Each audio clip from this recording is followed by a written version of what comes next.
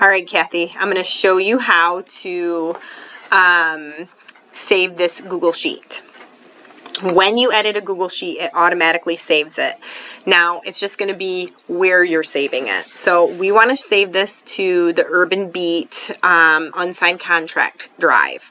So once you get into your contract and after you've filled it out, what you're going to do is you're just going to click right up here into the name. So I like to keep Exhibit A, but we're going to put sample file here. So I would name this whatever the actual contract is.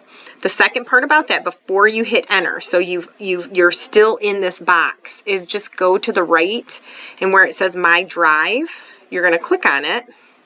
And if this doesn't come up right away, so we're already sitting in the Urban Beat drive, you can always click right here. These are, those are my drives. So actually,